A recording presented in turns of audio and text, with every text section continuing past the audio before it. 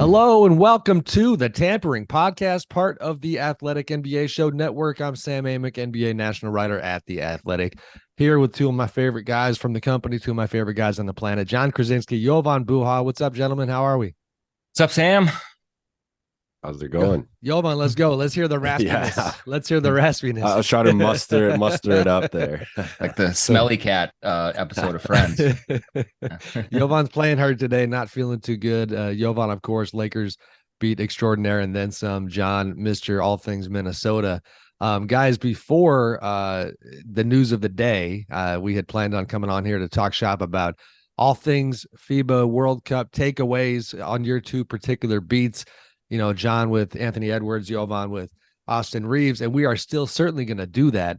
But sometimes the headlines kind of write themselves. And today, breaking news from our Shams Charania and Joe Varden, who, by the way, did a fantastic job covering the entire World Cup tournament in the Philippines and beyond.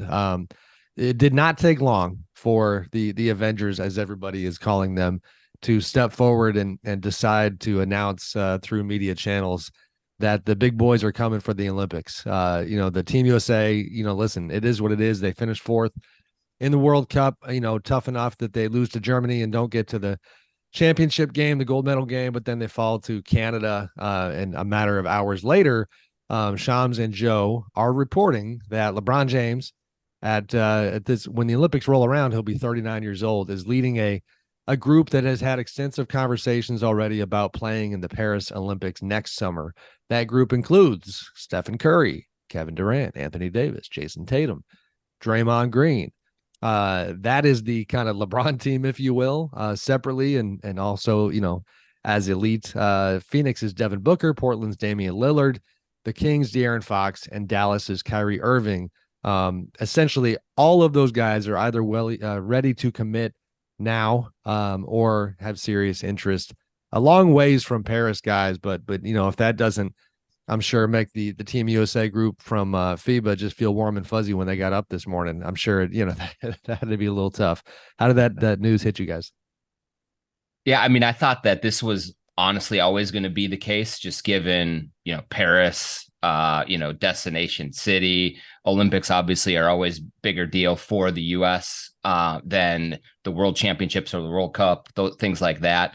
But certainly coming out, it's easier for them to act the hero coming off of a little bit of a disappointing finish for the Americans and not medaling. And so this clears the runway for, hey, here we come to save the day again and let the narrative go. And what I like most about it, though, is that it really does show where the game is at a global level. Like, if the Americans don't bring their A squad, you're not going to win. Not only are you not going to win, you might not even medal. And so I think that it shows the strength of the game worldwide. We're seeing it in the NBA with all the international players who are kind of leading the way now. But you have to mean business if you're Team USA, if you want to compete nowadays. And that's kind of fun. Yeah, I think John hit on it for me most, where it's Paris. It's, the guys want to be there. Like, it's just one of those cities that like in LA, like in New York, you frequently see players, at Paris Fashion Week and different events there over the summer. But I also think there's a level of desperation with USA basketball right now that we haven't really felt since 2008, right? Because if you look at the last couple of Olympic teams, they've been good. They've been really good, but it's kind of been B plus, maybe A minus rosters. Like, the last real heavy hitting roster was 2012. And, since then, LeBron hasn't played. Steph obviously hasn't played. No Kawhi, no Anthony Davis. So, KD's been kind of the one mega star that's been there throughout. But I think just looking back at some of these recent Olympic teams, like, it hasn't been the biggest stars, or the biggest American stars rather, in the game. And I think if you look at that potential roster for next season or next summer, like, I think that's a group we haven't seen since, again, 2008 or 2012. So to me, it shows like they are playing for something now, that there are the stakes of, if we don't send the best possible team, not only is there a chance we lose, we're probably going to lose. Based Right. on recent history, if they don't have the best roster possible, they're probably going to lose. So I think Team USA has kind of been humbled in a way that I don't think they had been really in almost a decade. No, I agree with all that. And to give quick context for folks who kind of just loosely follow the international stuff, everybody knows that Team USA is expected to win gold, but that has obviously not been the case on the FIBA side every time out. On the Olympic side, you're talking 4 straight golds in the Olympics. The bronze in 2004 in Athens, where they famously, that sparked the Redeem team, in Beijing 4 years later. But it's 7 out of the last 8 gold for Team USA, a bronze in '88. Way back when. FIBA, different story. They get gold in 2010, 2014, and last 2 tournaments have gone 7th and 4th. The one thing that the program, that Jerry Colangelo obviously was the architect of for so long here, that has not been able to pull off is convincing American players to have the years-long type of commitment to compete in FIBA World Cup and then transition to the Olympics. They are clearly now having to accept this kind of 2-team approach. I think it makes for intrigue next summer when all of these future Hall of Famers might get together. Although Jovan, is a quick aside, this made me laugh. You mentioned the Paris kind of factor and players being excited about playing in Paris. Shout out, I'm pretty sure this was Joe's paragraph from his piece today. Joe writes, he said, let me find it here. He says, finally, the first part of the Olympic basketball tournament is not in Paris. It's public knowledge, but few NBA stars may realize that the preliminary games will be played in, pronunciation might be off, Lille, France, a 1 hour, 40-minute train ride north from Paris. Medal rounds are in Paris, but his general point, I thought, landed that the idea that it's like, man, we get to go hoop and, kind of reestablish global domination after this abomination and then go live it up in Paris. Like, no, you're going to be on a train, a lot, or just staying out there for the opening rounds. But it's intriguing. The part that also hit me when this news landed, and I think, John, you certainly can relate in terms of our careers and our timelines are kind of similar. I'm not going to lie. Like, I kind of got fired up when I saw the names because you're talking about players that, that when I started covering the league is when these guys got rolling. You know what I mean? So the idea from kind of the part of me that can relate to the OGs and the old head part of this, going out in style, going out to win the gold like they clearly want to, I think that could be an absolute blast if they end up doing it. Yeah, I think that's one other thing I wanted to hit on is that there is the time element of this. I mean, LeBron, like you said, is going to be 39. Steph is getting a little older. Like, a lot of the American superstars are getting up there in age. They're still great players. They're still very effective on the court, but this is different. This is a different point at their careers. And so I think you look at it as how many more Olympics is LeBron going to be able to play in? Is Steph going to be able to play in? So right now, like the whole American program is kind of in this period of transition. You look at the NBA and it's Jokic, it's Giannis, it's Embiid, it's a lot, it's Luka kind of at the top of the food chain, and we're kind of waiting to see who is that next American star that's going to come up and be ready to take over when LeBron eventually retires in 10 years and when Steph does and all of these guys. And so we saw maybe some of those signs in the Philippines, with Edwards and a few others. But this is a timely factor too of like, I think that some of these stars are looking and saying, I wonder how many of these I have left in me. I better take advantage of it while I'm able to. I mean, John, if you're going to throw the oop, then I got to finish it. You know what Do I mean? You kind of alluded to Mr. Edwards, and that is one of your many areas of expertise. And I want to unpack, what he was able to do at FIBA World Cup, even with the unfortunate finish for them. Ant was the best player on the team, I think, by a long shot. Man, glimpses of his two-way play. Now, defense was a major problem for that team. It was historically bad on that end of the floor. But in terms of moments, and again, you've seen it up close a lot more than I have. You got reminded and kind of shown that Anthony Edwards has the potential to be a guy who is an absolute, just kind of hell on wheels on both ends of the floor. He ends up leading Team USA in scoring, was dominant at times. Some discussion within their journey, and this stuff really interested me. Steve Kerr initially talks about maybe bringing Ant off the bench. That doesn't happen. That was, I think, the wise move. He's going to start, and then he ends up, dominating quite a bit. Then you have internal, it seemed, discussions about just the balance between scoring and passing, and finding a way for him to kind of rise the guys around him while doing his thing himself. These themes, and this is extremely hyperbolic, I admit.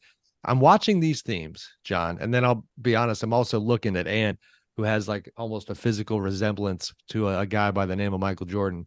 And I'm fascinated by the part of his journey that he is in, because people a lot of times do forget that before Michael was the guy. Again, disclaimer, hyperbolic. You don't talk about Michael with anybody, but for the sake of this discussion, before Michael was winning 6 titles, going perfect in the finals, he was the guy who was kind of butting his head up against the Pistons and other squads in the playoffs, and he was the score first, doesn't pass enough, selfish, allegedly selfish, young rising star. Some of those themes, I think, are there a little bit with Ant. Just in general, how did his journey hit you, and what do you think it means for him going forward?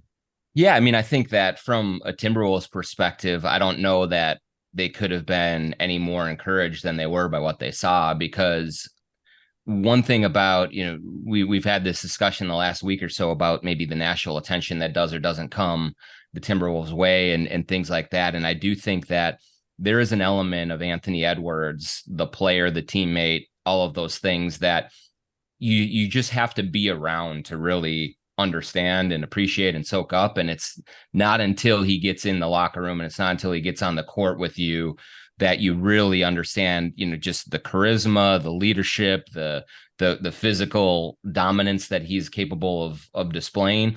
And so that's why I do think that right away at the start of camp, Steve Kerr did think about, hey, we're going to bring you off the bench and be like the spark plug. And it didn't take very long at all for him to realize, oh no, this is a different dude. And we saw really that kind of emerged throughout the tournament, is that he was the one guy who seemed to be most capable of taking the challenge on and bringing the fight to the other team, whether it was the comeback in Germany, whether it was, the loss and in 35 points, and really just being one of the guys who could have some success. And I just think that it was so clear that he was the guy. And part of the offshoot conversation of sharing the ball and things like that, I think, is just a 22-year-old learning how to play the game and empower teammates and do all of that. And right. I don't think he's selfish. I don't think there's anything like that, but I do think that the playmaking aspect of things, there's more nuance and complexity to it. And sometimes that takes a little time for you to be able to pick your spots. And when is it time to take over and get your own shot? When is it time to get other people going? He showed some steps in that direction, but I think he still has some things to learn there. But overall, to see the way that he took charge of that team, and really separated himself from the rest of them, I think it's really good signs for the Timberwolves going into next season. Jovan, I want to get your thoughts here too, but quickly, I will say to your point, John, if you're talking about like preferred profile of an elite athlete, I will every day of the week go with the guy who, like, it is a very good problem to have when you can dominate all the time by yourself, and you have to learn how to pull back. You have to learn how to share the ball differently, because the vast majority of guys on the floor don't have that ability to go out and dominate. And there were, again, times in this tournament where it popped for me. And I mean, he had a great year last year, but as you know, in the context of that Timberwolves roster and that landscape, and the crunchiness with the Rudy Gobert arrival, in the Karl-Anthony Towns history, and Chris Finch trying to find his way, Ant wasn't always, having that wide open lane, so to speak, to do his thing. Jovan, I mean, you've covered a lot of the best guys in the game, and you've seen alpha males, so to speak, find themselves and then, eventually lead their teams. How do you see the Ant situation?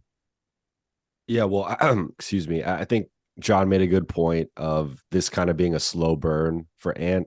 I was there in Las Vegas for the Team USA minicamp, and to me, it seemed like Ant was clearly the best player on the team, But in talking to people, I mean, remember Joe had we did the poll where we talked to each player on the roster and asked them who's been the best player in camp, who's the best player in the team right now, and Jaren Jackson Jr. was overwhelmingly the favorite there, and he obviously had some pretty good moments, but yeah, I think by the end it of the didn't turn tournament, out so well. Yeah, didn't age great. yeah. But I think, you know, to John's point, like, and I think it took him a little bit to adjust. I remember that first scrimmage, he was going ISO heavy a lot, and it was very much my turn, your turn type basketball with that starting group, and that was something that I feel like that group never, you know, fully figured out. It got better throughout the tournament, but I thought Ant was kind of the face of that at first. But as things got harder, as this group gelled, as they kind of figured out the you know, different ways to play, to me, Ant obviously rose to the top, and it was clear he was the alpha of this team. He was the best player on the team, and you know, I think he was the go-to guy ultimately. So I think we see this time and time again. I remember Kevin Durant in 2010, and you could go on throughout you know, recent Team USA history of young guys stepping into another level of stardom over the summer. And to me, Ant is the guy from this team that going into next year, can he be a top 10 guy? Can he be a top 15 guy? Like, I think that's on the table. And with the way that he played, I think it's certainly possible. Jovan, you mentioned the Jaren Jackson thing, and so I'll quickly highlight. It's like this, you know, this FIBA experience, and you just hit on Durant. That's the kind of the penultimate example of a guy who made the most of it, kept his career kind of ascending from there, and that is something that often comes out of this experience. But it doesn't always go that way. You do see times when it doesn't mean these particular players are going to have bad NBA seasons, but man, Jaren Jackson Jr. goes from being the guy his teammates are voting his best in camp to you know, getting dominated on the glass and really not being impactful in the way that he is for the Grizzlies on most nights. That was strange. You know, Cam Johnson struggles, Brandon Ingram struggles. There are guys where, as I watch the tournament, man, from a human standpoint, you find yourself honestly feeling bad for him because, first of all, once they lose out on the gold, we all know the expectations back home. So I don't care what they say. Like, they get on that plane, they felt like they failed, and they did in terms of the goal. Then on top of that, like, you know, imagine being one of those players who decides to give up your summer and to go do this thing and thinks that it's going to help propel you for the forthcoming NBA season, and then to just not have it pan out. And there was a handful of guys like that. I do, though, want to keep looking at things through the NBA lens. So, John, I'm going to throw it back to you. Give me more perspective and your thoughts on, you know, where this kind of takes the T-Wolves and what you see out of them this season. They are on, I think, most people's short list of fascinating teams. Like, you got teams that are star-studded. We're going to watch, okay, in Phoenix, what's going to happen with Bradley Beal coming in, that whole group. Minnesota, in terms of a fascinating, nuanced, you know, like you used the word crunchy earlier. A lot of folks are watching. Can they make this thing, you know, hum a little bit better in the second year with Rudy? How do you see it now? Yeah, I mean, you know, obviously the most encouraging thing is what you saw from Edwards, and like seemed poised to take that next step. And I think that the thing that makes them most confident about where they're going with him in the middle of things is that he's had really good playoff performances in his first two series. Against Memphis, he was great. Against Denver, he was really, really good. And so he has shown an ability when the lights are brightest to deliver and to be the kind of player that other teams just don't have an answer for. And that's like you said earlier, Sam, that's the hardest thing to, I think, acquire in the league. And so if you have that guy, that's a big step. The other good thing for them is that Karl Anthony Towns played really well for the Dominican Republic. He shot the ball well, looked like he was in great shape. Man mentally, of the people, Karl Anthony Towns. Yeah, man. mentally, celebrating with the regular folks. Exactly. So he was having a lot of fun, and he's kind of a vibes player. So when he's having fun, I think is when he's his most effective on the court as well. And so obviously him missing 52 games last year with his injuries led to a lot of the clunkiness, a lot of the disjointedness that you did see with Rudy, with the trade for Mike Conley. It just like never gave this team any foundation to build upon, really. And so I think that both Edwards and Towns are going to be in great shape coming into camp, healthy, coming off of really good international play. And so that should allow them to be just on firmer footing and have a better idea of how to play. Now, on the flip side of it, we can say, that they should be encouraged about Ant and Cat, but Rudy didn't play that well for France in the international in FIBA, and France was a huge disappointment. And so I think there's going to be a lot of eyes on Rudy Gobert going into this. And is he just was last year, and was France just kind of some anomalous struggles, or was this the start of a decline and at 31 years old? And I think that's going to be the biggest answer or a question mark for them. And can they get Rudy back to at least being, really dominant defensively and helpful offensively, or are they really stuck trying to work around what they have with Rudy here? That's a question mark going into camp. Last thought on that front, then we're going to take a quick break here. But what can you share about how you feel, where you feel like the front office and ownership's, perspective and kind of strategy is on that front right now? Meaning, you wrote recently about all the discussion about Anthony Edwards and Patrick Beverley saying that he needs to go somewhere else. And you kind of pointed out, hey, folks, he got a 5-year contract that hasn't even started yet. So he's locked in for a long time. Huge money to Cat and to Rudy. When it comes to Tim Conley, kind of more than anybody else, head of that front office and the way he sees things, what sort of approach do you think they're taking to this season in terms of how patient they will be? Is it months? Is it still years with this group? How do you see that part? Yeah, I mean, this is a big season coming up for this core and what they're going to do with it going forward. Ant got his extension. Jaden McDaniels is due to get a hefty extension himself. Rudy's making max money. Towns is making max money.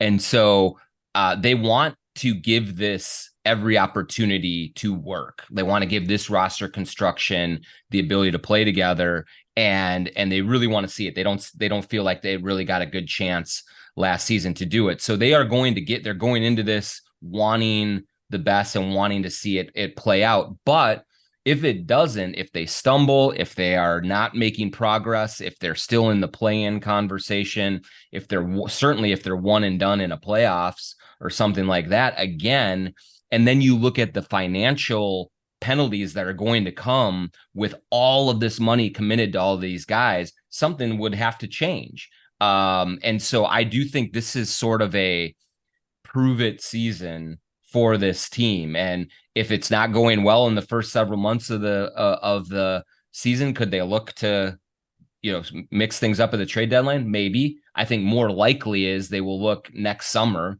and let the dust settle and see where they're at before they make a drastic trade of any kind. But this is the big season for, will Rudy be here for a long time? Will Cat be here for a long time? What's going to happen with Jaden McDaniels? Like, all of these things are going to play out in one way or another this season coming up. Good stuff. All right, we're going to take a quick break. Jovan, we've let you conserve all your energy. So on the other side, we're talking Lakers. We're talking Austin Reaves. It's always so exciting for me when our buddy Fred Katz is not on the show. I don't get in trouble for talking Lakers. We got a Lakers swear jar. I'm going all in, leaning in to the Lakers discussion on the other side of this break. We'll be right back. All right, gentlemen, let's do it. Not gonna lie, always probably my favorite team to talk about, just because there's always something with Lakerland. Jovan, you and I have been in that ecosystem for years together now, and they are coming up on an incredibly interesting year. A very surprising run to the West Finals. As Darvin Ham liked to point out so many times last season, they had an infinitesimal chance of getting there after that awful start to the regular season. And so the macro question going forward here certainly is, was the West Finals some sort of peak, or was it kind of a peak into their future? And that's what I think makes them so interesting. And within that, you've got young Austin Reaves, this kind of out of nowhere rising, we want to call him a rising star, rising, very strong role player, whatever label you want to put on him. Austin it was part of this Team USA group that, again, fell short, but had a lot of good moments himself. We talked about Ant and the two-way component of this game. And as you guys know, because the poor guy just got, memed like crazy all throughout the tournament, Austin's defense was something that went viral in the wrong kinds of ways. He got picked on a lot in switches. And it was this really interesting, just the pros and cons were right there, to see on both ends of the floor. Because, again, the defensive stuff I think did overshadow. I mean, he was offensively, fantastic for a lot of that tournament. And I'm sure Rob Pelinka on that Lakers group loved what they saw there. But I don't know why I'm talking so much about your team and the guy you cover. What do you think? What did you see? What was the Austin Reaves experience? Yeah, I think overall it was a very positive experience for Austin Reaves. Remember, this was a guy that when he made the roster, there were a lot of people saying he shouldn't have even been on the team. And they were referencing, why isn't Trae Young on the team? Why isn't De'Aaron Fox on the team? This guy's just on the team because he's a white Lakers role player. And, there's a lot of Alex Caruso buzz, and then now it's been Austin Reaves. But, for him to go from realistically being one of the last players, I think, to make the team when you just look at the pedigree of some of the guys on the roster, to being, in the top 7 of the rotation, closing a lot of games. And I have the numbers here. He was second on the team in scoring behind Ant, 14 points a game, 56, 50, and 94 shooting splits across field goal percentage, free throw, 3-point percentage, and free throw percentage, and 5th in the team in assists. So from an offensive perspective, I think Austin Reaves showed that run he went on after the trade deadline and the Lakers remade their roster was legit. From that point, he averaged about 17 points and 5 assists, was the Lakers' clear number 3 option. And I think that's going to be his role next season and moving forward. And I did a profile on him earlier in the summer, and we talked about Darvin Ham's comments of, about him potentially being an all-star in the next couple of years. And that's one of Austin's goals. And I really think it's possible when you factor in LeBron and AD are going to miss 15 to 25 games every season. That's just what we've seen over the last 4 or 5 years. So if you think about that and Austin Reaves' potential role when those guys are out, there's no reason to me that he can't average 18 to 20 points, 4 to 5 rebounds, 5 to 6 assists, and provide plus defense as a guard. I think with him, it's he defended Steph pretty well in the playoffs. I think that's more of his natural position. Is he's a 6'5" shooting guard who he can put the clamps on point guards and shooting guards. You ask him to switch onto a 6'10" big man, especially with the FIBA style of play where you can elbow guys, you can shoulder check guys. The refs are going to let you play. Yes, right. Austin Reaves is going to lose those battles. So on the one hand, I think it showed like he does need to continue to get stronger, and the Lakers need to find ways to, like, we saw some of that in the Denver series as well, where if he switched on to Aaron Gordon's going to bulldoze him, get to the rim, draw a foul, score, whatever. But that's just kind of the limitation of being a 6'5", not athletic guard in the league. Like there is a limitation there. But for me, Austin showed what he showed offensively to me trumps anything that he didn't show defensively, where he's, again, we're talking about some of these guys on the, Anthony Edwards, Jalen Brunson, Mikal Bridges. Like these are guys averaging 20 plus points a game, leading playoff contending teams. And Austin Reaves was the second leading scorer among the group. So to me, yeah, like sure. you can nitpick. BI not even being able to get on the floor, a player of that caliber. You know what I mean? I mean, that part I think was lost in the conversation that he competed and performed his way near the top. And I think if the coaching staff viewed him as that level of a defensive liability, he wouldn't have been closing games. Like at some point, it would have been like the trade-off isn't enough. And we've seen that. Like for the Lakers, it happened with D'Angelo Russell, where Denver ruthlessly picked on D'Angelo Russell. Now he wasn't providing much offensively, so that kind of complicated things, I think, as well. But we've seen it in playoffs and high stakes games. If you can't defend, you usually get pulled off the floor. And I think Austin was so valuable offensively that definitely, to me, offset some of those defensive concerns. Now, they are legit, and I think the Lakers have to bake that into their defensive game plan of, like, we can't have this guy necessarily switch onto a big man the way that maybe an Ant could. Ant's around the same size, but obviously stronger, more athletic. Like, so there are limitations there. But I think much was made, of that almost as like a backlash to all the Austin positivity. Whereas again, this guy was second on the team in points, fifth in assists, and he was doing all that coming off the bench as one of the last guys to make the roster. Like, to me, I think we're overcomplicating things. John, before I throw it to you, I'll say a couple of quick things. For one, FIBA takeaways are hard, meaning, we've tried to do that today, figure out what is substantive and what really tells you something versus what doesn't. All you got to look at is the fact that, congrats to Germany for winning the whole thing. The idea of Dennis Schroeder, who was trying to get a job late in free agency, ends up with Toronto, a good, very good player, but Dennis Schroeder being the MVP tells you, kind of how different FIBA is. That's not disparaging FIBA. It is a team game in every sense of the word. But you got Dylan Brooks dropping 39 points, in the bronze medal game. Dylan he balled out all the way through the tourney. But takeaways are hard. The only thing I'll push back on Jovan on the Austin front in terms of the defensive liabilities in the tournament, the inherent nature of losing, like Team USA did, means you're going to bring scrutiny. So, was the trade-off worth it in terms of what Steve Kerr and his staff decided to do? Ultimately, considering defensive struggles were the number one problem they faced, considering in the bronze medal game, guys like Dylan Brooks were getting off the way they were, it's certainly not Austin's fault. You watch those games, there was just zero resistance on the perimeter. It was unbelievable. In fact, in the bronze medal game, the commentators highlighted the fact that, when Canada played Serbia 2 days before, they just were not getting anything close to the looks that they got in that bronze medal game. So, but again, Austin on the whole, I think had a good experience. It's going to be a huge part of what the Lakers do this year.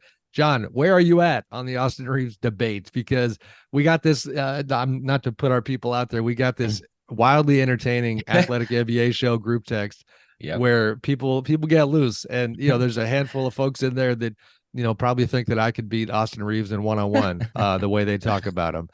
Where do you land in this debate? Well, I'll say, like, covering a Minnesota team that's not in the spotlight all the time, there can be certainly some perception sometimes of a glow up that happens when you put on purple and gold, and sometimes, hey, they get talked about this or that because they're Lakers, and actually they're not as good as what they're made out to be. I actually, when I look at Austin Reaves, am on the other side of it.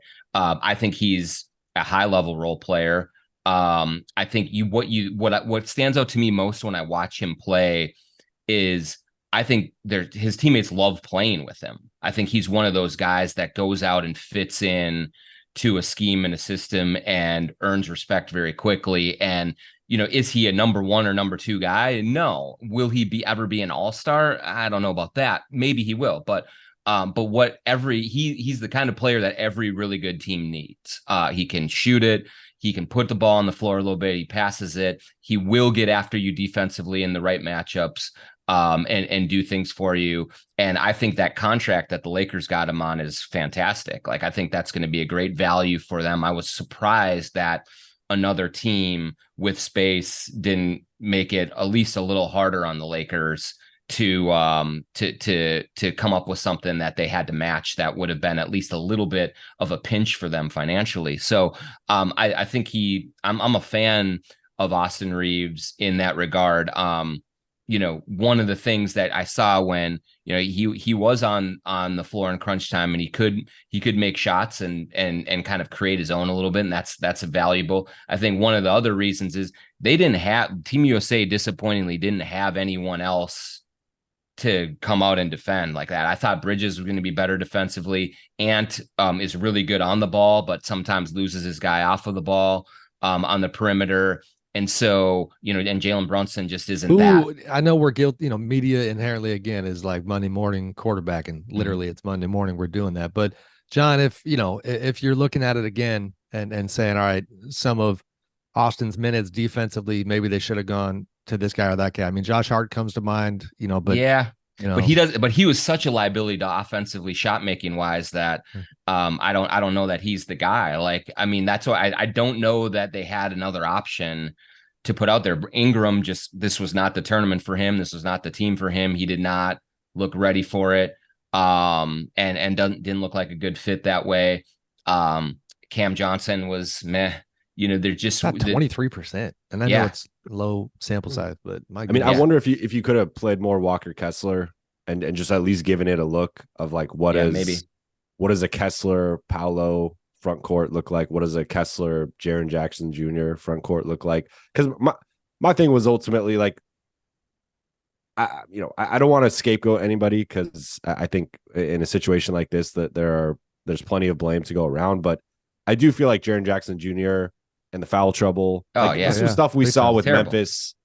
This was kind of like the worst version of Jaren Jackson Jr., which was, gets into foul trouble, doesn't rebound well, and ultimately can kind of be played off the floor or played into, kind of an ineffective style where now he's in foul trouble and he can't be as aggressive as he normally is. And I think then when you have him as your last line of defense, and then you're playing basically 4 guards or like a wing and 3 guards, yeah, you're not going to be good defensively. You're not going to be good on the glass. Like that was it. Like ultimately, to me, it was a size thing. They The got bigs were the crushed. problem for sure. They got crushed on the glass. Second chance points in the paint. Like they were just too small.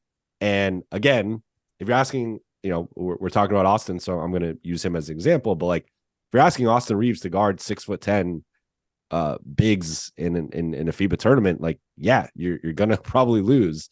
But if he's more properly slotted as an actual shooting guard, defending guards, and you either have a counter, you either don't switch as much, or you just have more collective size where like if you do switch, now you have bigger guys helping or bigger guys on the weak side, like that to me is a more formidable strategy. So again, we can sit here and as you said, Monday morning quarterback, and hindsight's always 2020 with these types of things. But I do think it was clear Team USA was consistently getting slaughtered in the paint and on the glass, and playing one big for a lot of the time, I don't think helped matters. Monday morning point guard, I guess. I got that wrong. Jovan, let's take it back to the Lakers. Who are they this year? You know what I mean? Like, again, I hit on it earlier. Like, was the West Finals, the best version of them? Now, Rob Pelinka, again, very, very good summer. He re-ups with Rui Hachimura, D'Angelo Russell, gets Austin at a good number. And John alluded to this earlier. If you have any context you feel like sharing on, what you learned about Austin's market this summer and how they did land on, and I forget the numbers. I'm rusty on Austin's contract. 454. Yeah. I mean, that's He's wildly got a player option year 4. extremely team friendly. Exercise, yeah. Yeah. Given he'll opt out, and given the economy that the league is looking at this summer, that was a fantastic deal for the Lakers. So I guess start there. Why didn't anybody else around the league end up applying the kind of pressure that was going to cost the Lakers?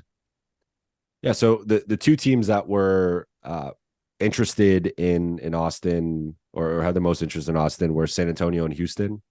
And with Houston, from my understanding, had the Fred VanVleet situation not happened, Austin was next on their list or in that next tier for them of guys they were going to try and sign. Obviously, Fred VanVleet gets that monster deal, and that he ends up not being a need for them. And then San Antonio was the team that Reaves and his camp were going back and forth with, and ultimately instilled a deadline with, in terms of, hey, like, we have this offer from the Lakers. It's a great offer. Of course, we'd like more money, and that would be something nice. But San Antonio was being very diligent and patient in terms of making a formal offer, and they were considering, potentially some type, 3-year, $60 million deal where that would still poison pill the Lakers in the third year, or something along the lines of the 4-year max, which would have been around 4 years, 100 million. But ultimately, they chose not to do it, at least by the deadline. They wanted to see how the free agent market played out. Reaves and his camp didn't want to just be out there in the game of musical chairs. And then the Lakers, once San Antonio's gone, the Lakers have no incentive really, other than just goodwill and keeping the partnership good, to offer him that max. So I think for them, they just chose the guaranteed money, and he loves LA. He's made it clear he feels at home. They've got a great relationship with Jeannie Buss. They've got a great relationship with the front office. He loves LeBron. Taylor They Swift got is out there sometimes. Taylor Swift is sometimes out. It's much more realistic than a random Arkansas bar. I will say that him running into Taylor Swift there. So, so as far as where the Lakers are, to me, they're third in the West in my pecking order. I think Denver, you got to give them their respect.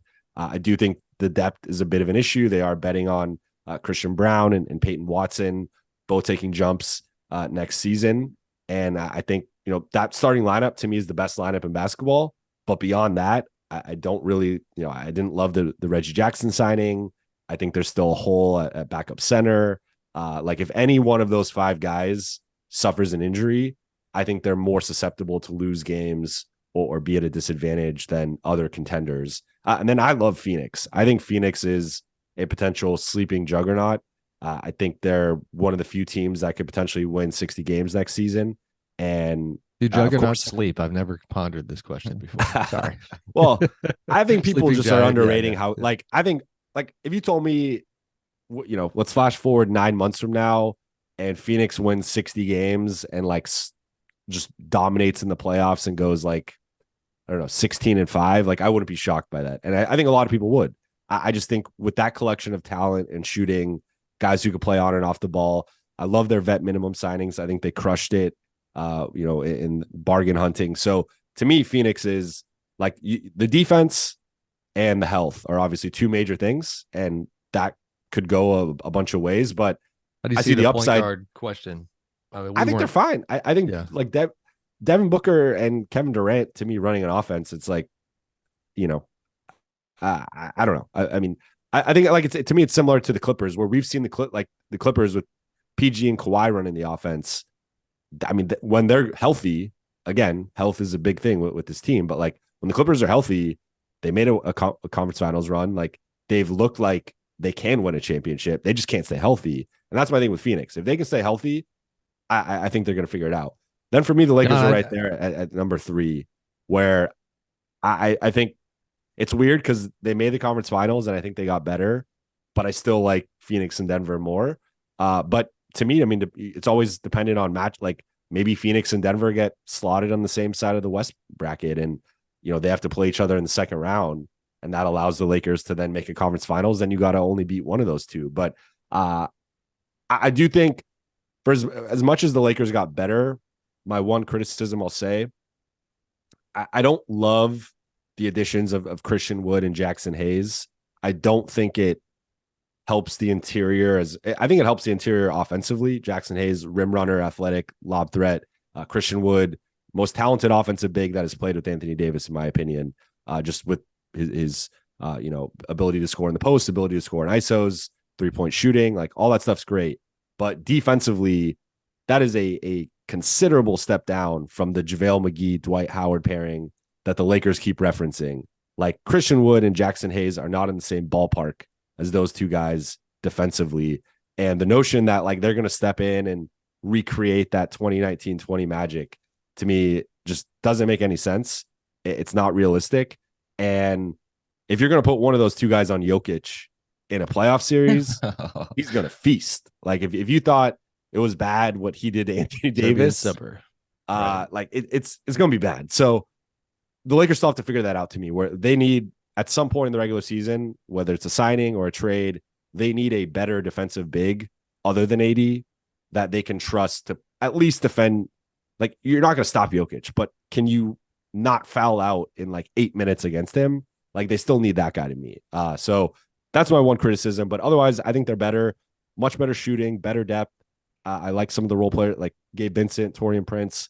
I think this is a better group, but I still think the interior defense and the rebounding are two concerns for me that they have not addressed yet. John, I didn't know that Jovan was going to come with receipts. He got his West rankings here. He's telling us I'm not ready for that yet. I'm not ready. You better be. We're going to finish with you. I'm going to throw it back to you because I am guilty because I'm West Coast based, of being West Coast centric with some of my coverage. Oh, I know. I know.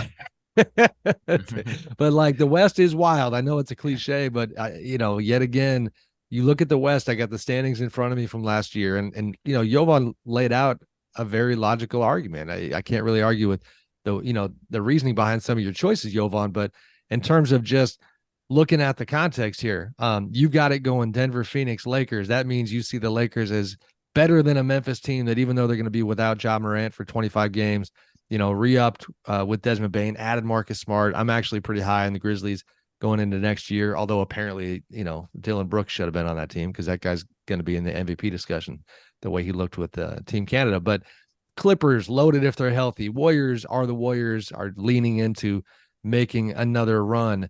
OKC with Shea Gilgeous-Alexander showing out the way he did and looking like a superstar. The Pelicans, if they're healthy. The Mavs, Kyrie, Luka. You go all the way down the list. And the list, I'm going to say it stops right there. That's the end of the list. Your T-Wolves are somewhere in there. If you're taking the dart and throwing it at the board, where do you see them?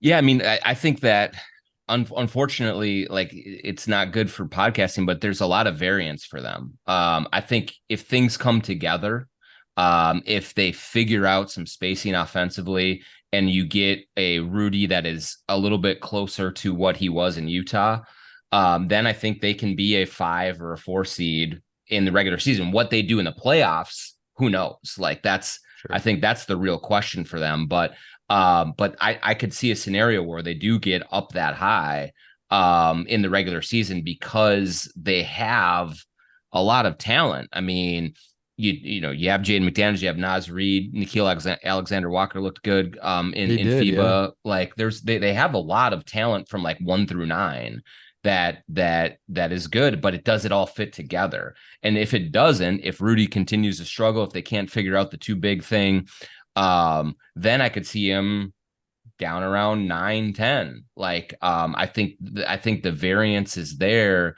for them. Their hope obviously is if Edwards takes that next step into top 10, 15 guy, maybe he just raises the floor enough almost on his own to do that. But they are going to go into this season, I think, with as big of a gap between where their ceiling is and where their floor is as almost anybody in the West. I don't know what you're talking about. That's great for podcast promotion. We're going to have a tweet. Our team is going to jump on it. John Krasinski, T-Wolves have variants. It's shocking. That's going to pop. Click, click, click. No, you're right. You're right. I mean, and that's where it's interesting with all these groups. We joked off air before coming on that we're all kind of coming out of our holes again. The off season has been deep for a while, but the season is upon us. It'll be a lot of fun. Guys, I appreciate you jumping on here in the end of the dog days of summer. Great seeing your faces. Thank you, as always, to the loyal listeners, and we will talk to you soon.